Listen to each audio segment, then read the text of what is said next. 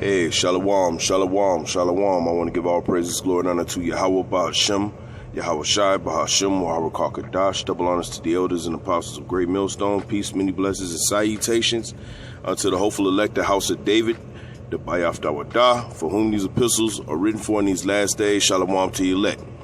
So, as we're getting ready to come to an end of the Feast of Unleavened Bread, just coming out of this Passat, heavy revelation, judgment, all these things are increasing. And the Lord is showing us more signs.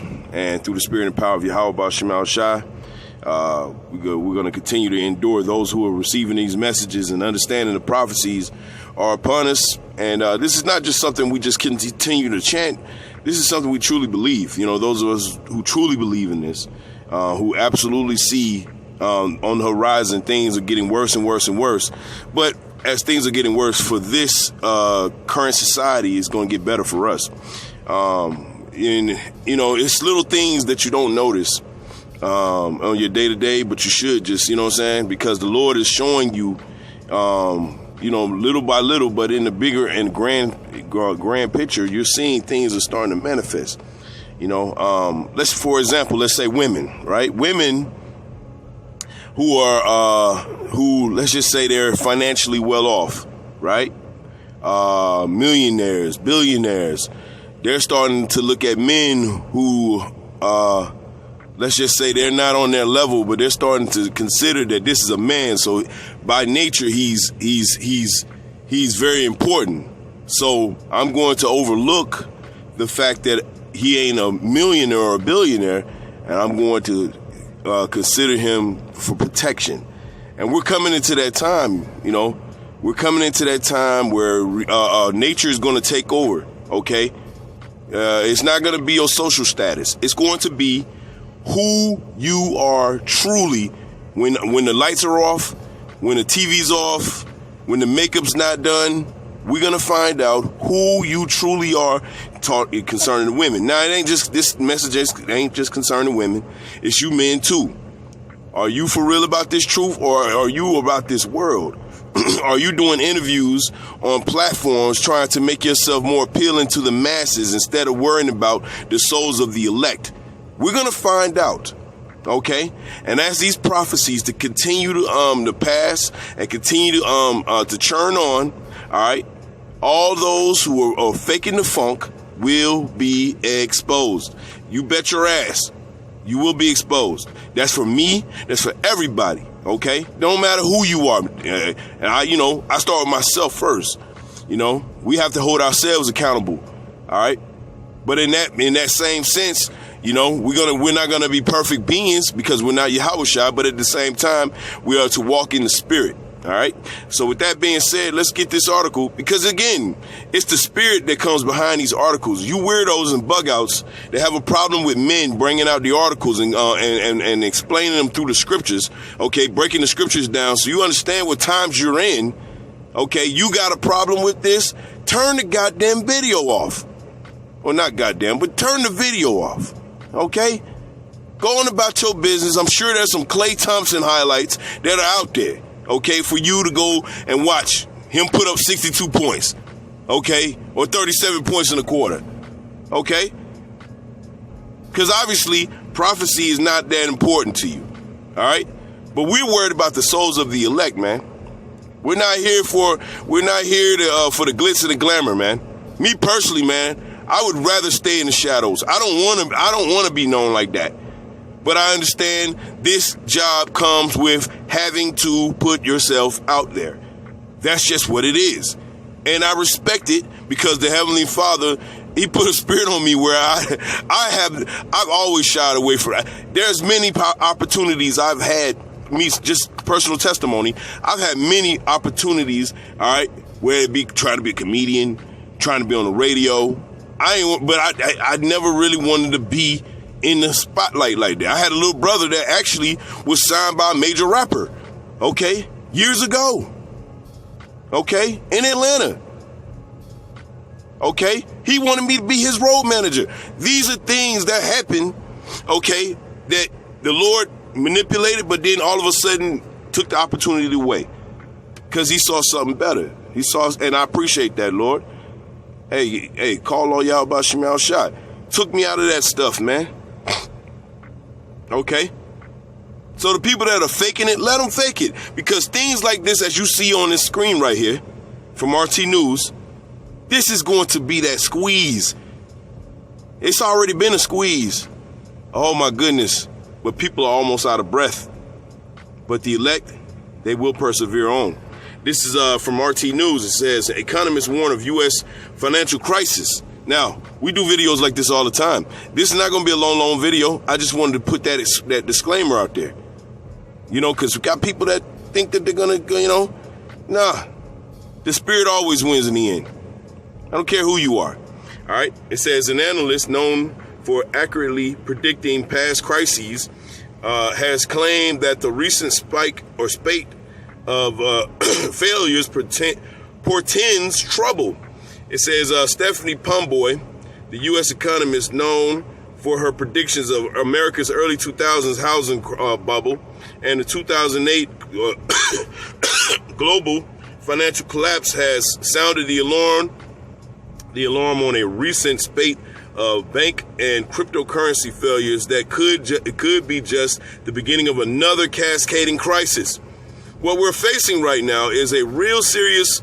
Pomboy, founder of the economic research firm Macro Mavens, said on Friday in a Fox News interview, we are on the brink of a 2008 style financial crisis. So for all you brothers and sisters that are not old enough to remember, and even some of those of you who are old enough, let's just say Jeezy had an album called Recession.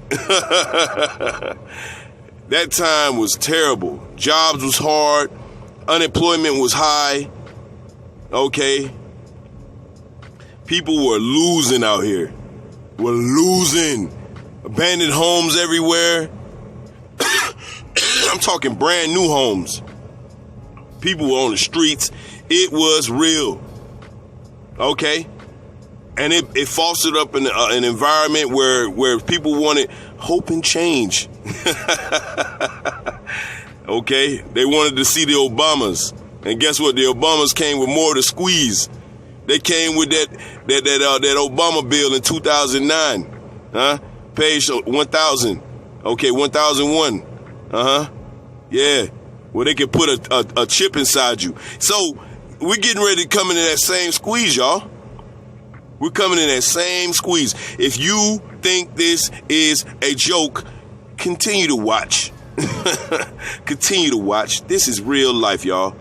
This is life and death. And it should be that you treat it as such. But we understand that those who are in the world, they're going to continue to just look at messages and poo-poo it and whatever. You guys keep saying this, okay? But, hey, man, the scriptures are going to march on. It says, Pomboy made her assessment in the wake of Friday's shutdown of Silicon Valley Bank. It says by federal regulators, the second largest failure in U.S. banking history, which was back in 2008 as well. Okay. Look at this movie called Too Big to Fail from HBO. It's a good movie. It says the second largest failure in U.S. banking history.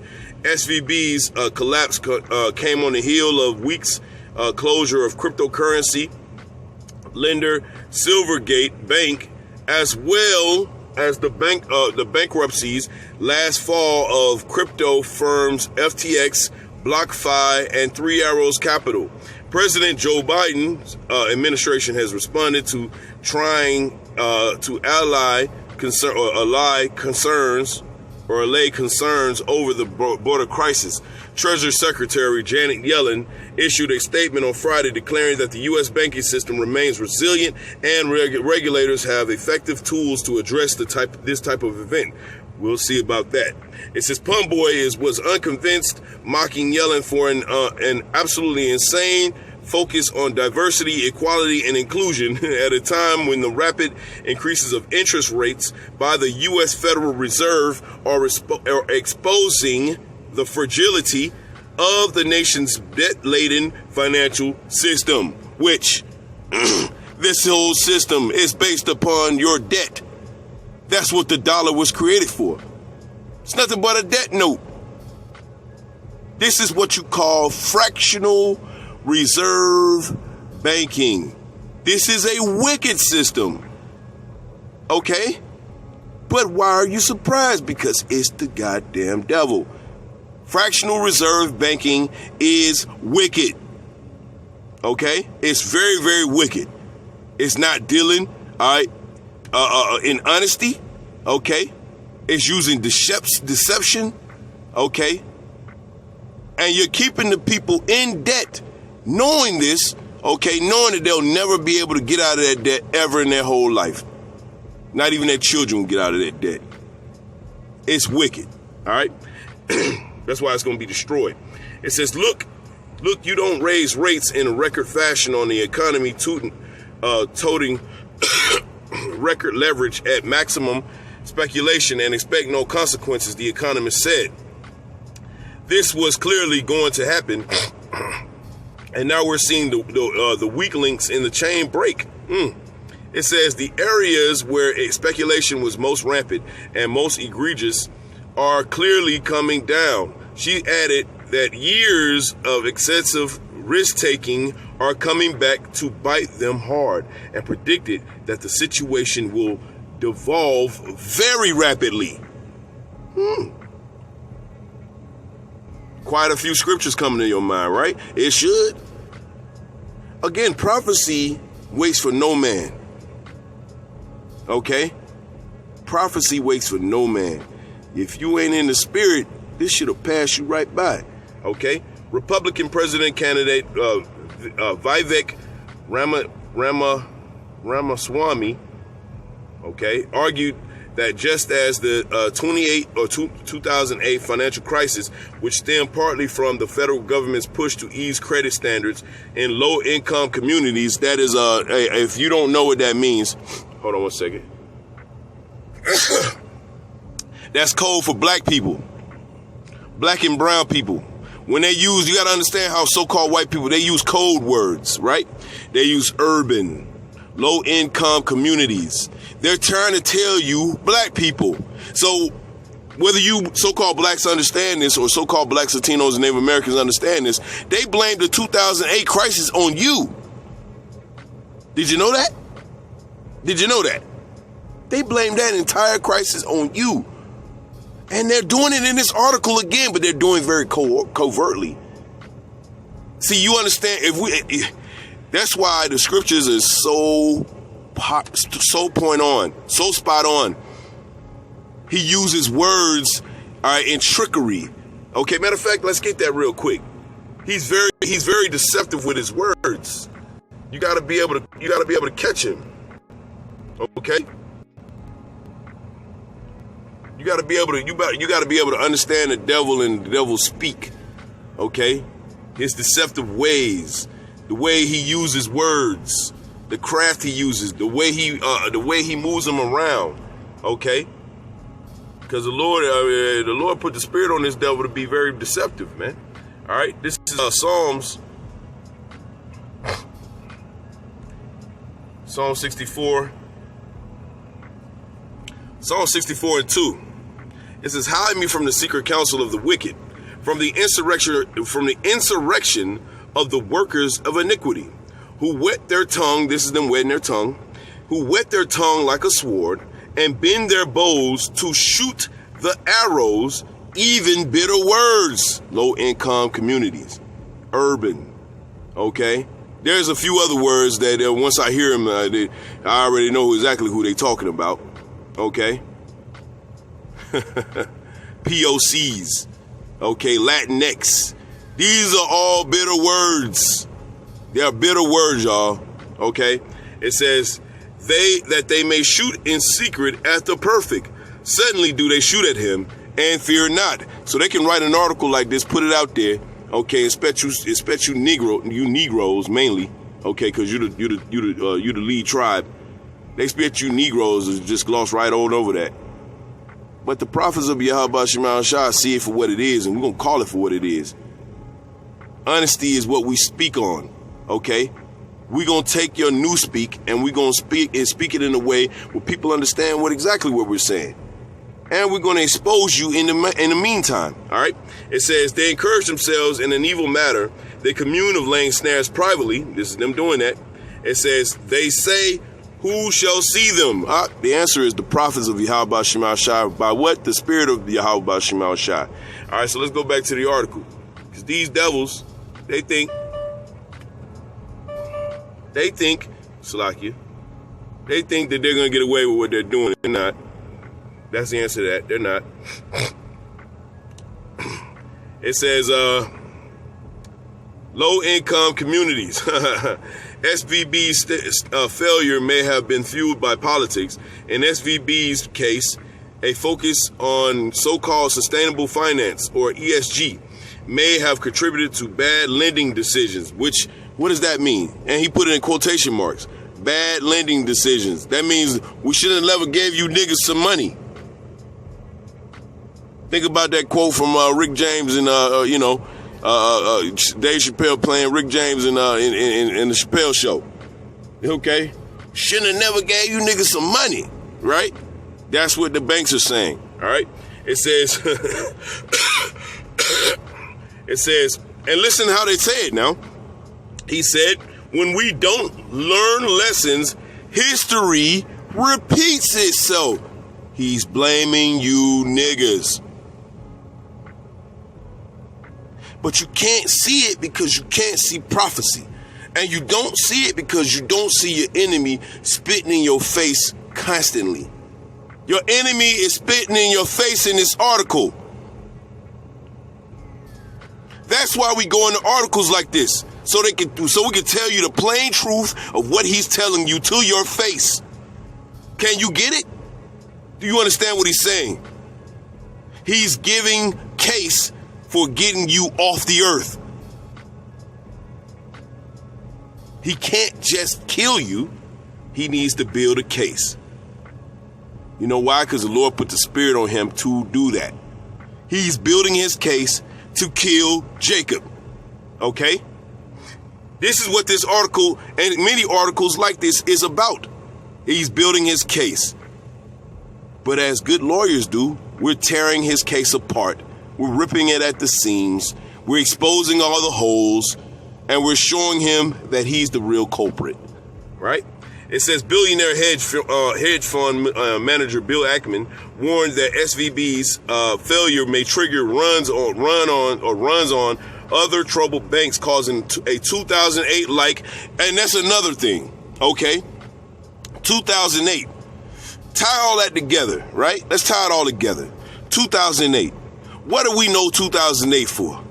Obama, right? Well, you got to understand Esau. You got to understand your enemy. He blames you for the housing crisis bubble. He blames you, although it was his banks that borrowed and took all those risks with all those people's money. Okay, if you have a 501k or a 401k, okay, that shit was took in that 2008. They took people's 401ks, man. You hear me? It was a recession for real. And guess what? In the end, they blamed you niggas for it. So-called blacks, Latinos, and Native Americans. Huh? Yes, he did that. Yes, he did. Let's go back to Psalm 64. Psalm 64 and 5. They encourage themselves in an evil matter. They commune of laying snares privately. They say, who shall see them? They search out iniquities. They accomplish a diligent search, both the inward thought of every one of them and the heart is deep. And they're using every means of destructive words to try to expose you so-called blacks, Latinos, and Native Americans. This is Psalms 10 and 1 or 10 and 2. The wicked in his pride doth persecute the poor. Let them be taken in the devices that they have imagined. They're looking to try to destroy Jacob, but they're building a case to do it first. Okay, verse 3, for the wicked boasteth in his heart's desire, and blusheth the covetous, whom the Lord Yahweh abhorreth. It says, the wicked through his pride of his countenance will not seek after the Most High. It says, the Most High is not in all his thoughts. It says, his ways are always grievous, and thy judgments are all far above out of his sight. As for all his enemies, he's puffeth at them. And he's puffing at you, so-called blacks, Latinos, and Native Americans. He's making a mockery I see through it. I know who my enemy is. Okay? Okay? I know who my enemy is, and I proceed accordingly. I don't play footsie with the snake. Okay? I let the snake know that I know that you're a snake. Okay? And I'm going to proceed cautiously. I'm going to read through all your bullshit words, all your innuendos. I'm going to read through all of them, and then I'm going to call you the fuck out as I'm doing it. Okay? It says, he says, he said in his heart, I shall not be moved, for I shall never be in adversity. That is the pride of the devil. And you got to understand, the devil is a very prideful being. Okay? So he actually thinks this. He thinks of himself as more than what he is. And if you're a smart human being, or if you're a smart Jake, you play that against him. Knowing, if you know your enemy, you know how to play him, right? If you know your enemy and you know how he moves and you know how he thinks, what do? You placate it. That's why the scripture says, all right, when I agree with thy adversary quickly. See, Jake could take that as, oh, you niggas are being weak. No, nigga, I'm being strategic. I'm being strategic. I'm being smart. I'm moving with a purpose. I'm not moving just because I can move. I'm going to move and make sure that I do the right thing so that I, being Jacob, can supplant his ass. And that's what we're doing right now.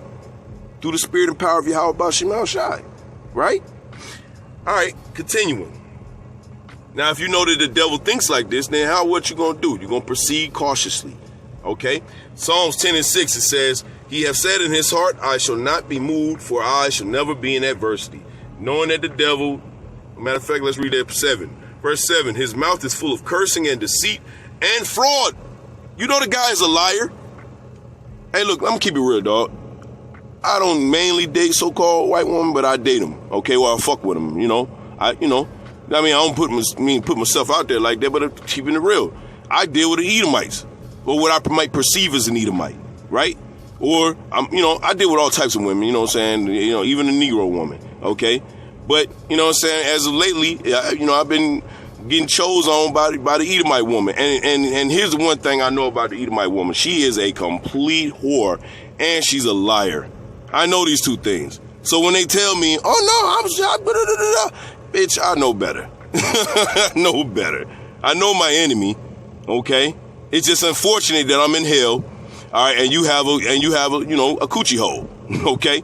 And so sometimes I need to get it wet. So it is what it is. But at the same time, respectfully, okay, I understand that she deals with emotions and she's the devil. Those are two bad combinations, okay? So I know to proceed cautiously, okay? That just goes with any woman anyway. But this lesson wasn't about that. It's about the fact that they're blaming you, Jakes, for what's about to happen. But see, the Lord is going to get ready to rip this whole system apart, and he's going to use the financial means, okay, you devils, this debt, this fractional reserve banking that you use, which is wicked as fuck. He's going to destroy that shit and watch you squirm. And as the U.S. economy falls, the entire system is going to collapse. That's what we're banking on, and we know that's going to happen. Okay?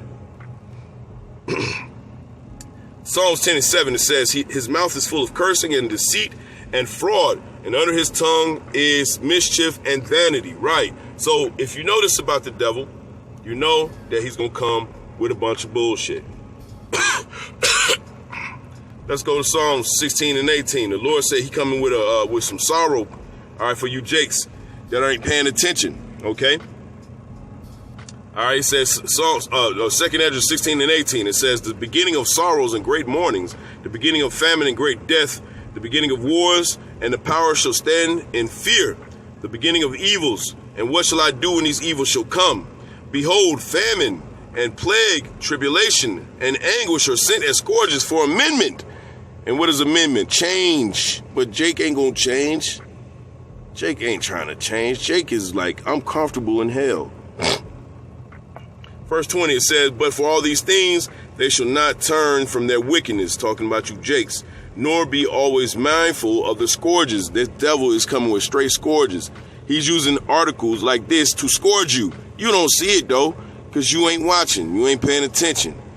And the Lord got you fattened like a heifer, and he's about to get ready to slaughter.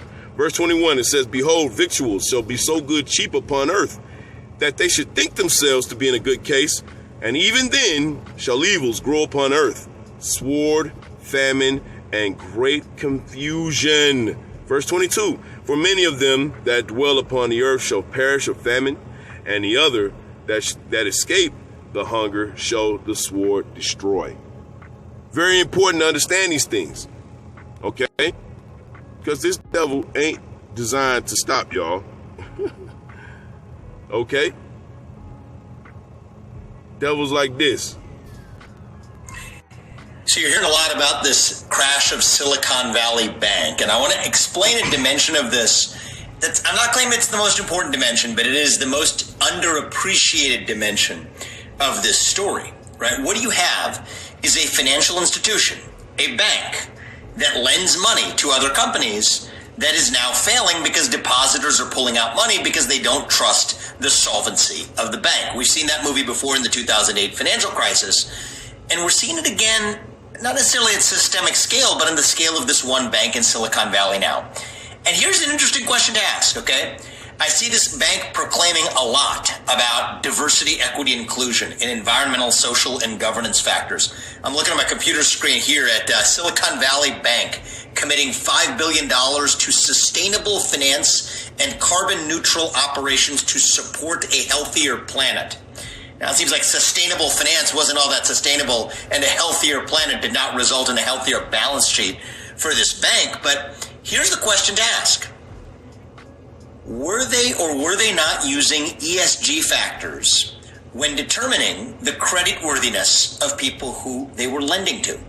That is a question. I don't know the answer for sure, but I have a funny feeling that if regulators and policymakers use their investigatory power to get to the bottom of this, the answer they're going to find is yes. And what does that mean? It means they were using a non-economic factor, environmental and social factors, to still make a financial decision of who to actually lend to and who not to lend to. Now, interestingly, that's actually tied to a lesson of the 2008 financial crisis, because one of the underappreciated causes of the 2008 financial crisis was the use of non-financial factors to make loans. Back then, it was about driving home ownership in the American economy and said that, you know what, the government should pass a bunch of policies that allowed people to afford a home because that was supposed to be what the Bill Clinton vision of the American dream was all about. And what did that do? It created a mortgage bubble that eventually popped because the people who were borrowing that money to buy a house shouldn't have ever actually had the creditworthiness to borrow that money, but for the social agenda that the government pushed. Well, guess what? Now we have these environmental and new social agendas in the form of diversity, carbon emissions, net zero standards by 2050, whatever it is, that are informing how financial institutions lend. That is not how it's supposed to work, and it's just interesting. I'm shocked that nobody else has yet commented on this, so that's why I felt compelled to just say something about it. It is interesting that one of the biggest bank failures we've seen in modern history is a bank sitting in the middle of Silicon Valley that spouts off and waxes eloquent about its commitment to those ESG factors. So I'm calling on other policymakers, specifically in Congress and in the U.S. Senate, to get to the bottom of that. Was Silicon Valley Bank using ESG factors as part of its credit scoring procedures or not? It is a simple question. Get to the bottom of it, because you know what? I don't believe the media, for all of its supposed intellectual curiosity, is going to be asking this question. Get to the bottom of this and let's learn the lesson so it doesn't happen again in the future. Don't ignore the issue because it sounds boring. Don't ignore it because you're shouted down. Get to the bottom of it and answer a simple question. Did Silicon Valley Bank, true or false, did they or did they not use environmental and social factors, ESG factors, in scoring the creditworthiness of their borrowers? I'm seeing information that they were making commitments to sustainable finance and carbon neutral operations to, quote unquote, their headline, support a healthier planet. Why weren't they worrying about a healthier balance sheet? And that was just 1 year ago. What? A healthier planet. What is that tied into? Carbon. What? Is that not the part of the process? Oh, you know, carbon. We gotta reduce carbon. All right. Let's talk about you so-called blacks, Latinos, and Native Americans, man. Understand your enemy. Pay attention. He's telling you in your face. Stephanie Pomboy is an economist. She founded Macro Mavens, where she is the CEO. She joins us tonight. Stephanie, thanks so much for coming on. So can you just give us your coolest, most detached assessment of what we're seeing? This seems like a big deal, is it? Well, I mean, I can't believe that you're not allayed by listening to Treasury Secretary Yellen. I mean, clearly she's got the situation in hand. I also am just stunned, Tucker, that you don't believe that diversity, equity, and inclusion are the root of a sound financial system. I mean, come on, where have you been for the last year, Tucker? It's time for the kids to be quiet, and, let's get some real economists here who aren't just, repeating Atlantic articles. This is insane. It is absolutely insane. And the layers of insanity, I mean, I can't even believe the videos you showed about the people at SVB, focused on the women. And let's get this last scripture real quick, because I wanted to make sure we dealt with the overhead. But Esau's system gonna fall, Everything he's trying to do, trying to pull off, is not gonna work. This is James 5:1. Go to now, ye rich men, weep and howl for your miseries that shall come upon you. Your riches are corrupted, and your garments are moth-eaten. Your gold and silver is cankered, and the rust of them shall be a witness against you, and shall eat your flesh as it were fire. Ye have heaped treasure together for the last days. Verse 4, behold, the hire of the laborers who are reaped down by your fields, and the people are starting to revolt against you, which is kept back by fraud. You keeping our checks and not paying us. You're supposed to pay a man by his by the end of the day, man. Before the sun comes down, okay? That ain't how Esau does it. He taxing the shit out you, okay? After 2 weeks, which is kept back by fraud, crieth, and the cries of them which have reaped are entered into the ears of the Lord Yahweh Shema Shai of Sabaoth. Ye have lived in pleasure on the earth, and have been wanton. Ye have nourished your hearts as in the day of slaughter. Ye have condemned and killed the just, and he doth not resist. That's right. So the Lord is plumping you devils up, and now you devils are ready for the fall.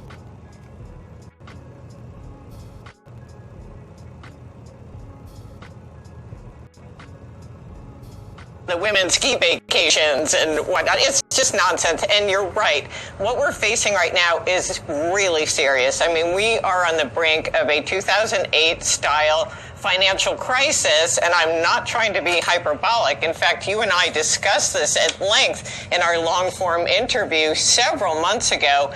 And at the time, the Fed hadn't even raised rates nearly as high as they have today. And I was saying, look, you don't raise rates in record fashion on an economy toting record leverage at maximum speculation and expect no consequence. I mean, this was clearly going to happen, and now we're seeing the weak links in the chain break. The areas where speculation was most rampant and most egregious are clearly coming down, and they're doing so as they seem to do in all the three-letter acronyms, just like they did in 2008. We're back to the three-letter acronyms, and there'll be a lot more of those. And frankly, I think this is the unintended consequence of the Fed's monetary policy, yes, layered with really bad fiscal policy on top of it. But essentially, they've been encouraging people to take reckless risks for years just because you had no alternative. You could get 0%